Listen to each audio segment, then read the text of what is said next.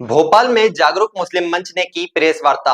आयोजकों ने वर्तमान में धर्म के नाम पर फैलाई जा रही गलतफहमियों और राजनीतिक उद्देश्य से फैलाए जा रहे दुष्प्रचार के परिप्रेक्ष्य में अपनी बात रखी। बीते दिनों भोपाल में बलात्कार के आरोपी को लेकर कुछ खबरें प्रकाशित हुई, जिसको लेकर नायब शहर काजी भोपाल मुफ्ती अली कदर हुसैनी ने कहा कि इस्लाम में बलात्कार या जिना करना सबसे बुरा और सबसे सख्त सजा का काम है।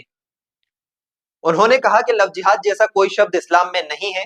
उन्होंने कहा कि बार बार इस शब्द का प्रयोग कर धर्म विशेष के खिलाफ नफरत और संदेह का माहौल बनाया जा रहा है, जो सामाजिक सौहार्द के लिए खतरा है। मुफ्ती अली कदर ने कहा कि अपराधी अपराधी होता है, उसे धर्म के चश्मे से ना देखा जाए। उन्होंने प्रज्वल रेवन्ना केस का हवाला देते हुए कहा कि आरोपी का धर्म देखकर सारे समाज से नहीं जोड़ा जाना चाहिए। प्रेस कॉन्फ्रेंस में मुफ्ती अली कदर हुसैनी के साथ फतेहगढ़ इमामबाड़ा के इमाम जुम्मा अल्लामा डॉक्टर रजीउल हसन हैदरी, मुस्लिम महासभा के अध्यक्ष मुनव्वर अली खान और ऑल इंडिया मुस्लिम त्योहार कमेटी के दानिश खान मौजूद रहे।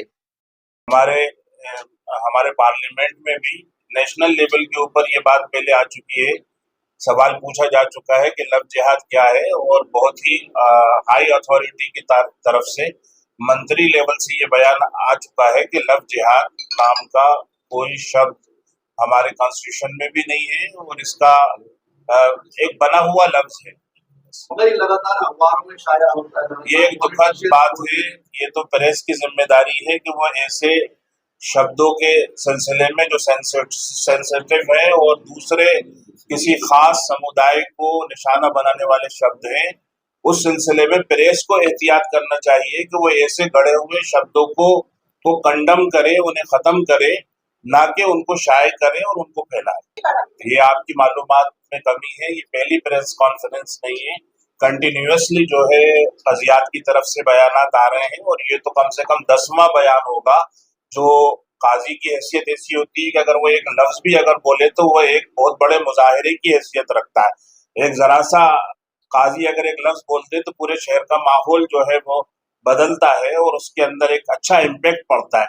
काजी साहब, मुफ्ती साहब, दूसरे मुफ्ती साहब और सबसे पहले मेरा बयान इसके ऊपर आ चुका है कि जिसने भी ऐसा कृत्य किया है और इतना अपराध, बड़ा अपराध किया है, वो किसी भी मजहब का हो, किसी भी धर्म का हो, उसे सजा मिलनी चाहिए।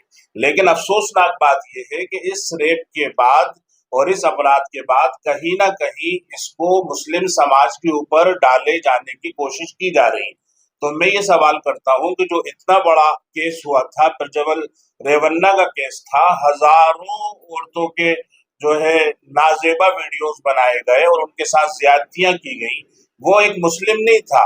इसी तरीके से संजय रॉय, जिसने वहां पर आरजीके का एक बड़ा अपराध उसने किया था, एक मासूम डॉक्टर के साथ, जूनियर डॉक्टर के साथ ऐसा खतरनाक अपराध हुआ था, वो भी मुसलमान नहीं था। अब अगर कोई ये कहे इन केसेस को देखकर कि सारे हिंदू ऐसा करते हैं, तो दूसरों से पहले हम इसका खंडन करेंगे कि नहीं, सारे हिंदू ऐसे नहीं होते।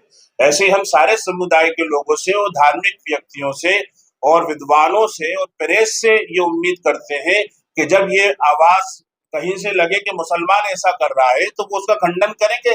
अगर 2-4 मुसलमानों ने ऐसा किया है तो सारे समुदाय के ऊपर इस बात को ना डाला जाए। आज जो है धार्मिक नारा लगा के किसी को लिंच कर दिया जाए, वो फिर अपने धर्म पर उसको डाल दिया जाए, तो ये खंडन करने की चीज है। हम कभी भी ये नहीं मानते, बल्कि सबको ये बताते हैं कि सारे हिंदू ऐसे नहीं है और सारे मुसलमान ऐसे नहीं। उसमें बलात्कार को इस्लाम में सवा बना जी, जिसको लेकर ये प्रेस कॉन्फ्रेंस जी, तो क्या इस्लाम ने, मैं आपसे ये सवाल करता हूं कि फरहान अगर कल ये कहे कि मैं निर्दोष हूं तो क्या कोई उसे मानेगा? एक अपराधी की बात क्या सुनने योग्य है या मानने योग्य है या प्रेस में शाये करने योग्य है? अपराधी की बात तो हमेशा झूठ में और सच में लिपटी हुई होगी। वो तो धर्म की आड़ में छुपना चाहेगा। जैसे आतंकवादी बाहर से आते हैं और आने के बाद वो यहाँ पर आके मासूम लोगों से उनका धर्म पूछते हैं। एक तरीके से वो ये चाहते हैं कि धार्मिक बुनियाद पर हिंदुस्तान में बंटवारा हो। तो हर अपराधी को जहां पर भी आड़ मिलती है, ढाल मिलती है, वहां जाके वो छुप जाता है। उसने ये अगर कहा है कथित रूप से, अगर ये बात कही है कि सवाब है, तो वो एक तरीके से इस्लाम के पीछे छुपना चाहता है। लेकिन इस्लाम उसको पना नहीं देगा, कुरान पना नहीं देगा, अल्लाह रसूल पना नहीं देगा, वो सबसे पहले हम पना नहीं देंगे।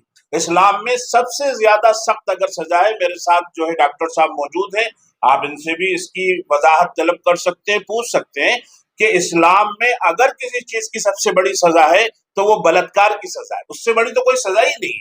بھائی باقی چیزوں میں تو ایک جلاد آئے گا سزا دے دے گا, لیکن بلاత్కాر جیسے اور اسی قسم کے دوسرے اپرادھوں کی جو سزا ہے پوری کمیونٹی مل کے اسے پتھر مارے گی. یعنی اسلام میں بالکل یہ قابل قبول نہیں ہے کہ آپ کسی بھی دھرم یا کسی بھی مذہب کی بیٹی پر نظر اٹھا کر دیکھیں. یقتون, اللہ قرآن میں خود فرماتا ہے, قرآن کی آیت ہے کہ ایمان والو اپنی نظروں کو جھکا لو. یعنی کسی کو غلط طریقے سے دیکھنا ہی بہت زیادہ نندنیہ ہے, تو کسی کو چھونا یا اس پہ زیادتی کرنا کتنا بڑا اپرادھ ہو.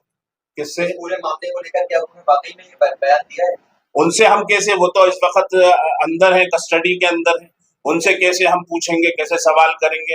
یہ تو اب آنے والے وقتوں میں پتہ چلے گا کہ یہ کیس اصل تھا کیا اور اس کی کل کیا جزیات تھے, اس کا جو اپرادھ ہے اس کی نوعیت کیا تھی, اسے کل کیا سزا ملتی ہے. یہ تو اب انویسٹیگیشن آفیسرز کا کام ہے اور یہ عدالت کا کام ہے کہ اس کا اب کیا ہوتا ہے. لیکن ابھی تو ہم اس سے کوئی وضاحت طلب نہیں. ہاں یہ کہہ سکتے ہیں کہ اگر ایسا کام کر کے کوئی یہ سمجھے کہ میں ثواب کا کام کر رہا ہوں تو وہ ہرگز ثواب نہیں ہے, وہ مہا پاپ ہے. اور پریس کو بھی اس ثواب کے خوبصورت اور پاکیزہ لفظ کی توہین نہیں کرنا چاہیے, بغیر اس کو ویریفائی کیے چھاپنا نہیں چاہیے. اتنے لوگ یہاں پہ بیٹھے ہیں, اتنے مائک رکھے ہیں, آپ لوگ یہاں پہ بیٹھے ہو, یہی رہا ہے کہ ہم یہ بول رہے ہیں کہ لو جہاد نام کی کوئی چیز نہیں ہے, لینڈ جہاد نام کی کوئی چیز نہیں ہے. اگر لو جہاد اسلام سے کوئی بھی تعلق رکھتا ہے تو اس قسم کا کوئی بھی ورڈ آپ قرآن میں دکھا دیجئے, حدیث میں دکھا دیجئے. لینڈ جہاد سے متعلق کوئی بات قرآن میں دکھا دیجئے, حدیث میں دکھا دیجئے. یہ سب بنائے ہوئے ورڈ ہیں اور اس سے معاشرہ بڑھتا ہے, اس سے سماج بڑھتا ہے. میں نے تو یہ بھی کہا تھا کہ جو لوگ کہہ رہے ہیں کہ بھگوا لو ٹریپ کی بات کرتے ہیں, اس پہ بھی غور کرنا چاہیے. اتنی زیادتی نہیں کرنا چاہیے, کسی بھی سمودائے کو لے کر ہم کو اتنا آگے تک نہیں جانا چاہیے. اپرادھی ہوتا ہے, وہ ہندو مسلمان نہیں ہوتا.